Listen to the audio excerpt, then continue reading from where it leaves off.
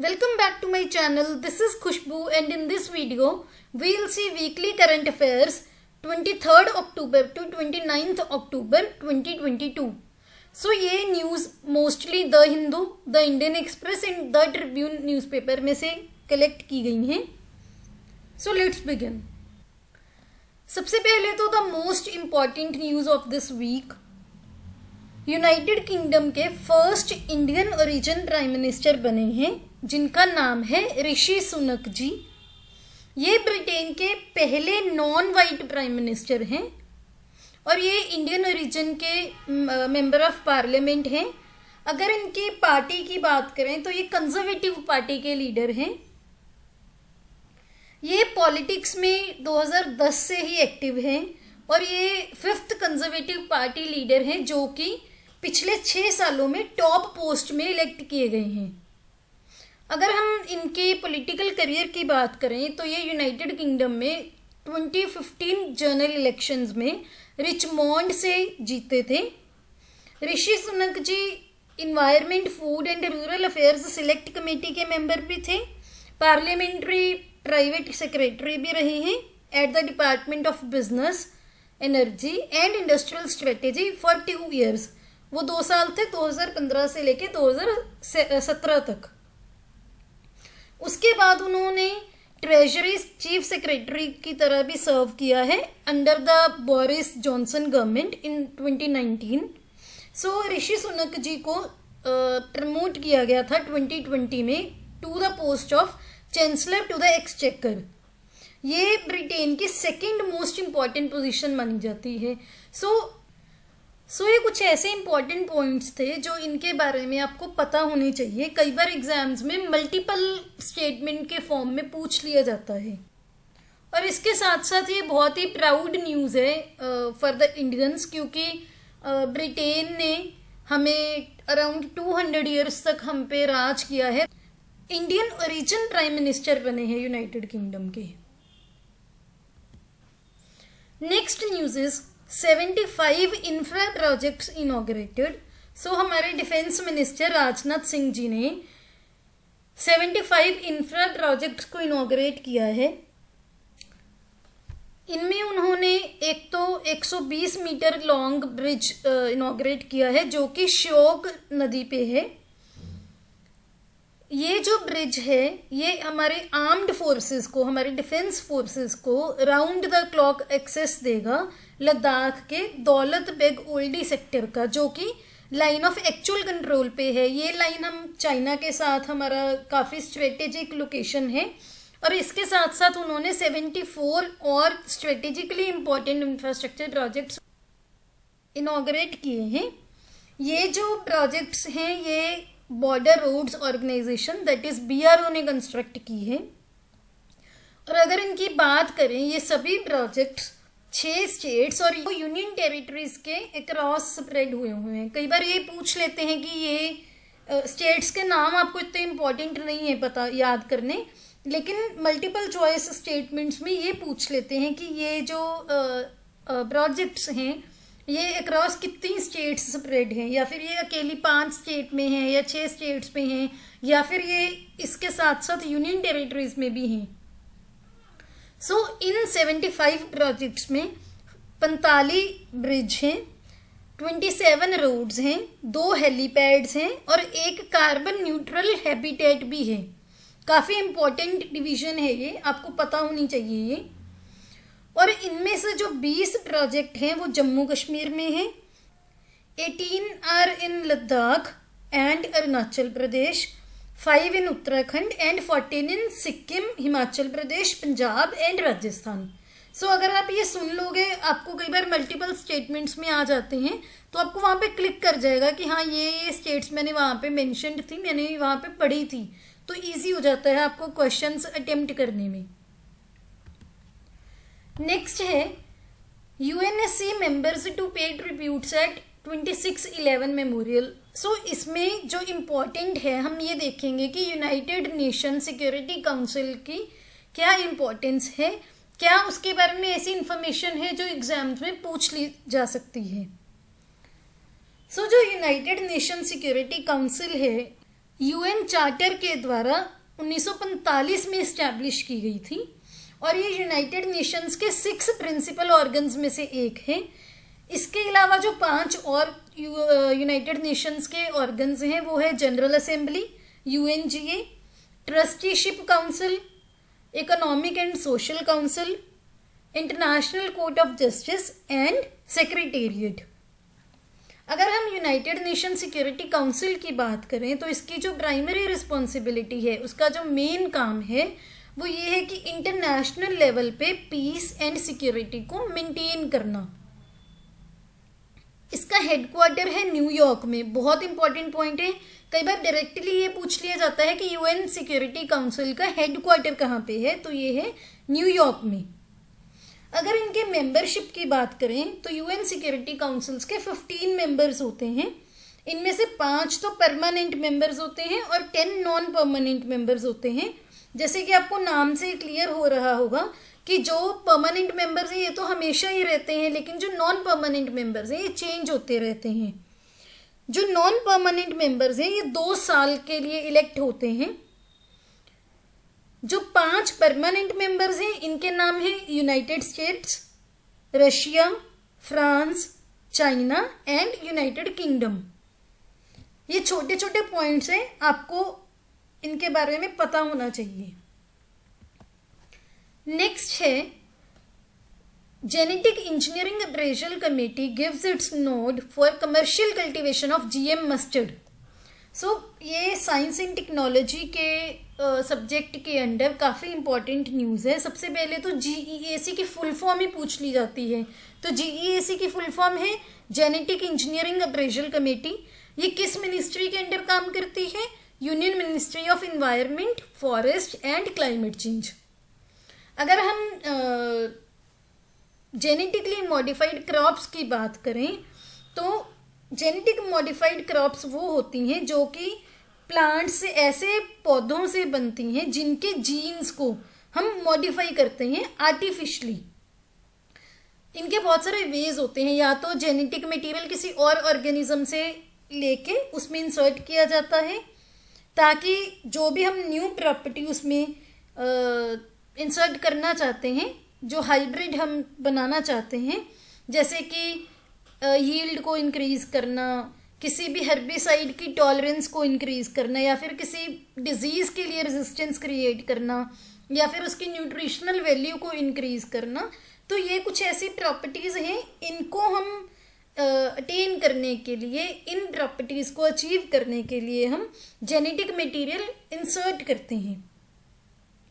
अगर अभी इंडिया में बात करें तो किसी भी फूड क्रॉप को अभी तक अप्रूवल नहीं मिला कमर्शियल कल्टीवेशन के लिए।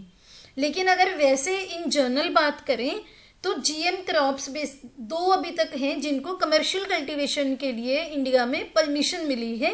The first one is GM cotton, जिसको बीटी कॉटन भी बोला जाता है, and second one is GM mustard. So जो जीएम मस्टर्ड है, इसकी जो मेन वैरायटी है इंडिया में दैट इज DMH11। इसको बोलते हैं धरा मस्टर्ड हाइब्रिड। ये इंडिया में इंडिजीनियसली डेवलप्ड ट्रांसजेनिक मस्टर्ड है। इंडिजीनियस का मतलब है इंडिया में ही इसको डेवलप किया गया। और ये जो हर्बिसाइड टॉलरेंट मस्टर्ड थी उसका जेनेटिकली मॉडिफाइड वेरिएंट है। अगर हम इनकी बात करें अप्रूवल की तो ये अप्रूवल परमानेंट नहीं होता, ये अभी 4 साल के लिए दिया गया है और उसके बाद 2 साल के बाद इसको रिन्यू भी किया जा सकता है बेस्ड ऑन मेनी फैक्टर्स।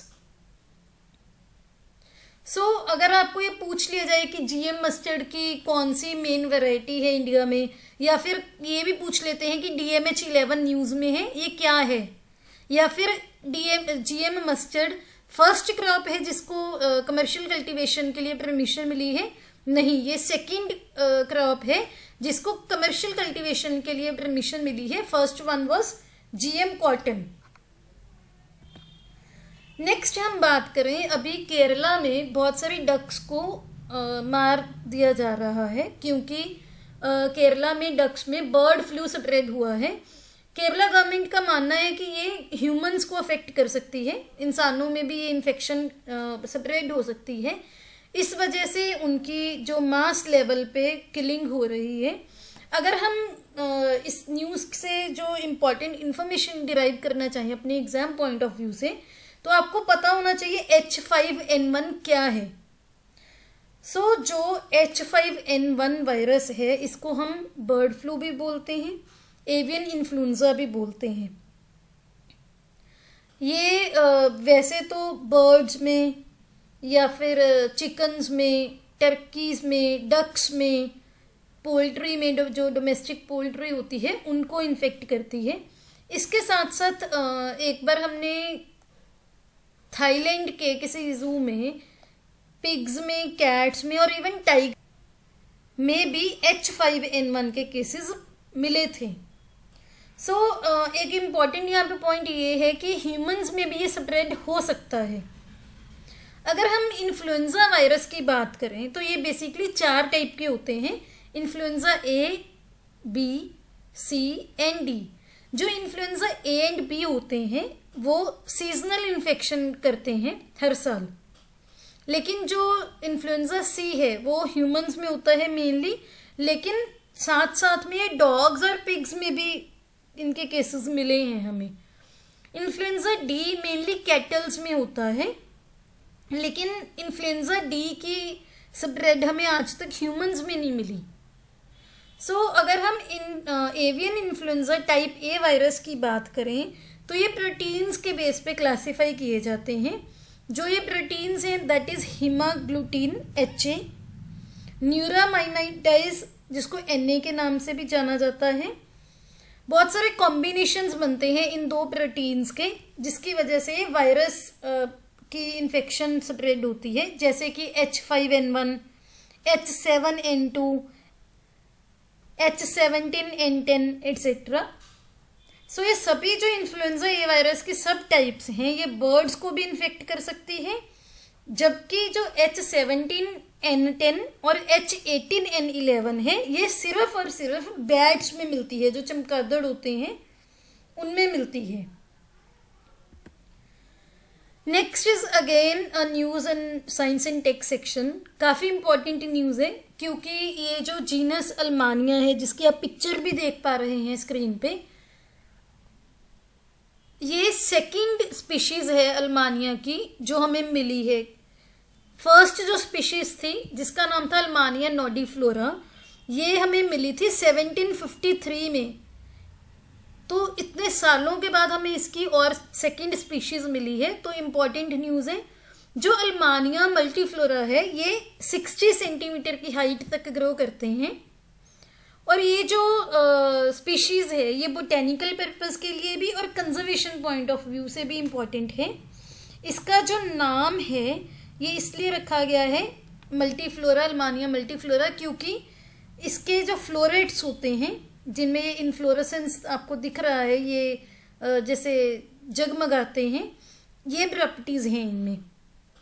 जो अल्मानिया मल्टीफ्लोरा है ये एक एनुअल हर्ब है। एनुअल हर्ब दैट मीन्स साल में मिलती है, और इसकी जो ब्रांचेस हैं ये बेस से ही राइज होती हैं, मतलब ज़मीन से ही इसकी अलग अलग ब्रांचेस बन जाती हैं। इसके अगर हम स्टेम की बात करें तो उसका कलर होता है रेड टू वायलेट बेस पे, और उसके बाद उसका कलर हो जाता है ग्रीन। तो ये कुछ ऐसे पॉइंट्स हैं, कई बार ना मल्टीपल स्टेटमेंट्स के फॉर्म में पूछ लिए जाते हैं। अगर आपको 1-2 भी याद रह जाती हैं तो आप एलिमिनेशन की हेल्प से क्वेश्चन सॉल्व कर सकते हो। अगर हम इस स्पीशीज़ की IUCN कैटेगरी की बात करें तो इसको क्रिटिकली इंडेंजर्ड डिक्लेयर किया गया है, और जो मेन इसके थ्रेट्स हैं, इसके लिए जो डेंजर्स इम्पोज करते हैं वो क्या है। एक तो जो लोकल लोग होते हैं वो इसको गलती से वेजिटेबल के साथ काट लेते हैं। अब हम बात करते हैं प्लेसेस इन न्यूज़ की, कि कौन कौन सी ऐसी प्लेसेस थी जो न्यूज़ में थी। ये बहुत ही 1 लाइनर्स इंपॉर्टेंट होते हैं, कई बार पूछ लेते हैं। फर्स्ट है, आपको यहाँ पे एक पिक्चर दिख रही है, ये एक चिंपैंजी की फ़ोटो है जिसका नाम है बाबू, जो वेस्ट बंगाल के अलीपुर जूलॉजिकल गार्डन में से ली गई है। इस चिंपैंजी ने 34 ईयर्स कंप्लीट कर लिए हैं। इस वजह से बहुत ही ग्रैंड फीस्ट ऑर्गेनाइज की गई थी वेस्ट बंगाल के अलीपुर जूलॉजिकल गार्डन में। नेक्स्ट है बेंगलुरु, जो कि कर्नाटका में है। यहाँ पे नवंबर के फर्स्ट वीक में 2022 की ग्लोबल इन्वेस्टर मीट होने वाली है। तो ये काफ़ी अपॉर्चुनिटीज़ लेके आते हैं, ग्लोबल लेवल से इन्वेस्टर्स आते हैं। सो इम्पॉर्टेंट पॉइंट है। नेक्स्ट है न्यूजीलैंड ने रिसेंटली पार्लियामेंट में रिप्रेजेंटेशन ऑफ वुमेन में 50% का मार्क क्रॉस कर लिया है। सो कई बार पूछ लेते हैं कि कौन सी कंट्री ने रिसेंटली पार्लियामेंट में वुमेन रिप्रेजेंटेशन की 50% जो मार्क है क्रॉस किया है। So that is New Zealand. Next is Orissa. यहाँ पे सुकपाइका रिवर बेड नाम की एक नदी को दोबारा से रिजुविनेट किया जा रहा है, जो कि आज से अराउंड 70 ईयर्स पहले सूख गई थी। Next is cyclone Sitrang. So अभी जो सितरांग साइक्लोन है ये बे ऑफ बंगाल रीजन में आ चुका है। जो इंडिया की अगर हम स्टेट्स की बात करें तो मेनली आंध्र प्रदेश, उड़ीसा एंड वेस्ट बंगाल इससे अफेक्ट हुएंगी। नेक्स्ट है उत्तराखंड का कॉर्बेट टाइगर रिजर्व। ये न्यूज़ में इसलिए था क्योंकि वहाँ पे नेशनल ग्रीन ट्रिब्यूनल ने टाइगर सफारी के काम को रोक दिया है कि जब तक यहाँ पे ट्री फेलिंग प्रोजेक्ट की रिपोर्ट नहीं सबमिट होती तब तक काम को रिज्यूम नहीं किया जाएगा। ये हमने पहले भी एक वीकली करंट अफेयर में कवर किया था। यहाँ पे बहुत सारे ट्रीज को इलीगली कट किया गया है। Next is some sports news. So recently India ने 4th एशिया कप ब्रिज में, जो कि जकार्ता इंडोनेशिया में हो रहे हैं, वहाँ पे गोल्ड मेडल लिए हैं 2। नेक्स्ट है विराट कोहली ने 2022 में ईयरली रन्स का जो मार्क है, जो रिकॉर्ड है, वो क्रॉस कर लिया है।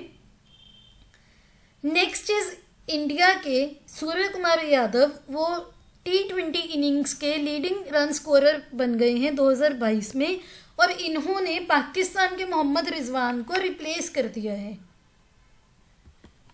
Next are some miscellaneous news.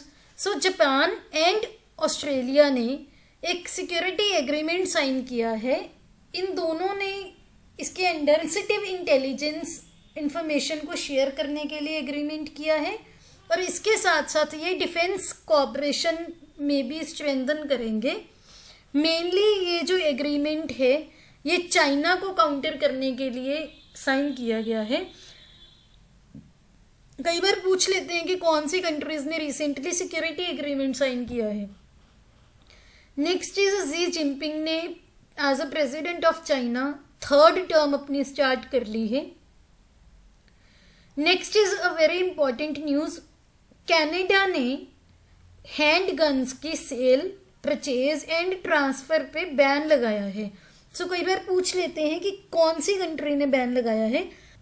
Next is FATF ने म्यांमार को ब्लैक लिस्ट में ऐड किया है। काफ़ी इंपॉर्टेंट न्यूज़ है क्योंकि FATF ग्लोबल लेवल पे काम करती है।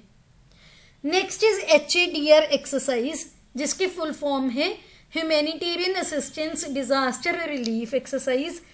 ये ट्राई सर्विस एम्फीबियस एक्सरसाइज है जो कि विशाखापट्टनम में हुई थी, और इसमें इंडिया एंड USA ने पार्ट लिया था। Next are some important days. International snow leopard day हमने सेलिब्रेट किया है 23 अक्टूबर को। यूनाइटेड नेशंस डे 24 अक्टूबर को सेलिब्रेट किया जाता है। वर्ल्ड डेवलपमेंट इंफॉर्मेशन डे 25 अक्टूबर को सेलिब्रेट किया जाता है। नेशनल पंपकिन डे 26 अक्टूबर को सेलिब्रेट किया जाता है। 27 अक्टूबर को इंडिया में शौर्य दिवस मनाया जाता है। नेक्स्ट इज 28 अक्टूबर, इस दिन इंटरनेशनल एनिमेशन डे मनाया जाता है। And the last one is national internet day, जो कि 29 अक्टूबर को सेलिब्रेट किया जाता है। If you like this video, please hit the like button and subscribe to my channel. See you in the next video.